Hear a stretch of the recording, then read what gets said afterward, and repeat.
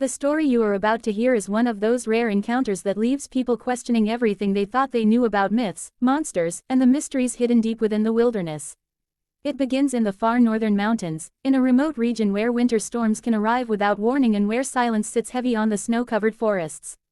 It is a place where people still whisper about strange footprints, eerie calls at night, and shadows that move in ways that defy explanation. Most dismiss these tales as campfire imagination. But for one woman, a single night in a deadly blizzard changed her understanding of what might actually live out there. Her name is Rachel, an experienced hiker who grew up exploring mountains with her father. She knew how to read weather patterns, how to pack for emergencies, and how to stay calm when conditions became dangerous. But even experts make mistakes, and on that particular winter afternoon, Rachel underestimated the severity of a storm that rolled in faster than expected. What began as a peaceful solo hike became a fight against nature itself as biting winds pushed down from the peaks and thick curtains of snow swallowed the trail. Visibility dropped to almost nothing. Her tracks disappeared behind her with each step.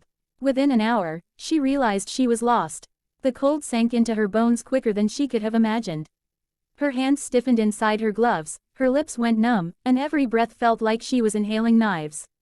She tried to retrace her path, but the landscape had transformed into a white maze.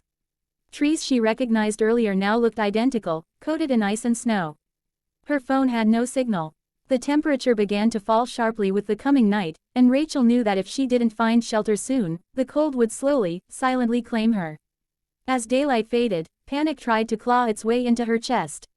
She forced herself to keep moving, to keep searching for anything, a cave, a fallen tree, even a depression in the snow, anything that could give her a chance to survive the night. Her legs grew heavy. Her breathing became shallow. She stumbled several times, each fall sapping more strength. The wind screamed between the trees, carrying with it a faint, distant sound she couldn't identify. At first, she thought it was just the storm, until the sound came again, louder this time. It wasn't the howl of the wind. It wasn't an animal cry she recognized. It was deeper, more resonant, something almost human but not quite. She froze. Fear and curiosity battled inside her. Every instinct told her to stay still and silent. Yet a strange new instinct, one she could not explain, told her she wasn't alone out there, that something was watching her in the blinding snow. She turned slowly, trying to spot the source of the sound. That was when she saw it. Through the swirling white haze, a massive shape emerged between the trees. At first, her mind tried to rationalize it, a bear, a large man in heavy winter gear, maybe even a moose. But as the figure approached, its height, its silhouette, and its slow, deliberate movements shattered every logical explanation. Towering nearly 8 feet tall, covered in long, dark hair that whipped in the storm winds, stood a creature Rachel had only heard described in legends, a Bigfoot. Her heart pounded. This was the moment most people imagine with terror, a face-to-face encounter with a mythical beast. But the creature's posture was not aggressive. It didn't charge. It didn't roar. It simply watched her with dark, intelligent eyes that reflected something unexpected, concern. Rachel was too exhausted to run even if she wanted to. Her body was shutting down, her vision narrowing at the edges. She swayed on her feet, ready to collapse. That was when the creature moved toward her, not with the speed of a predator, but with the cautious approach of something gauging whether she was a threat or in need of help. When she finally lost her balance and fell into the snow, the creature reached her in a few powerful strides. She expected pain. She expected the worst. Instead, she felt warmth.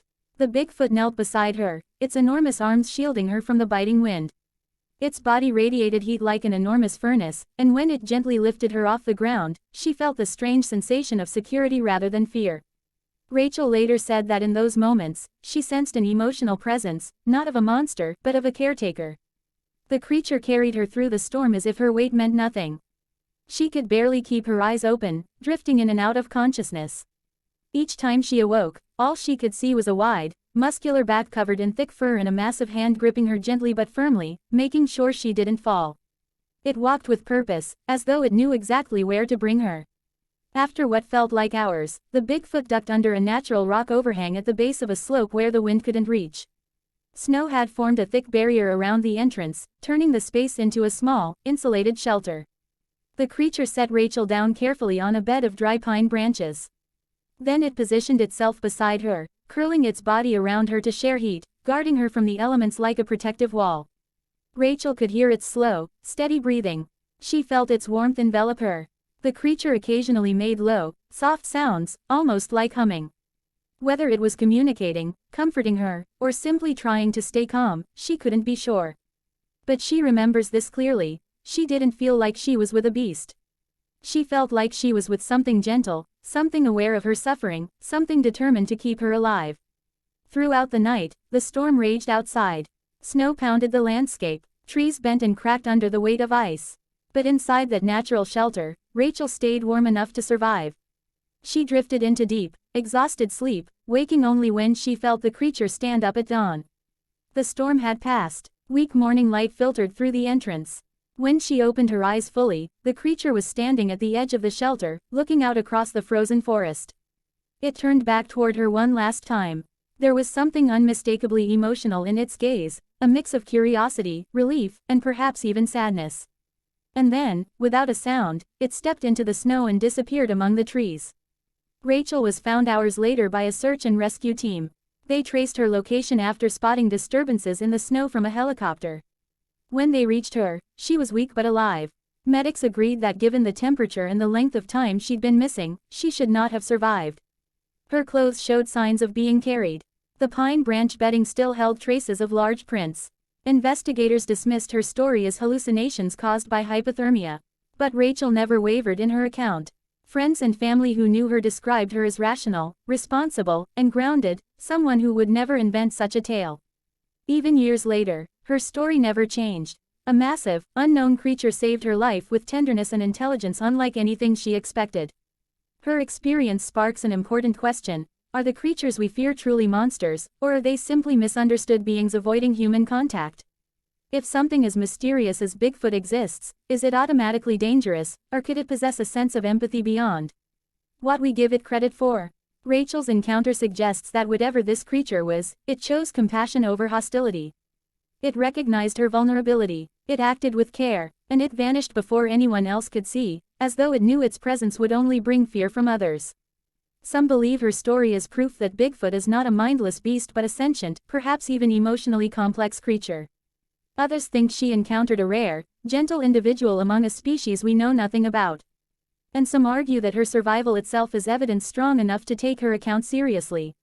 What is undeniable is that Rachel walked away from that mountain with a profound sense of gratitude and a changed perspective. She no longer sees the wilderness as empty or silent. She believes there are beings out there, beings we don't understand, who watch humans more closely than we realize. And sometimes, when the thin line between life and death is crossed, they intervene. Her story remains one of the most compelling and emotionally charged encounters ever reported. It pushes us to reconsider our assumptions about the unknown. Because maybe, just maybe, the creature we call Bigfoot isn't the monster of our nightmares, but a guardian lurking in the shadows, stepping forward only when a life hangs in the balance. And so we end with the question that still lingers. In a world filled with mysteries we've yet to solve, is it possible that humanity exists in forms we never expected? Perhaps the real story of Bigfoot has only just begun.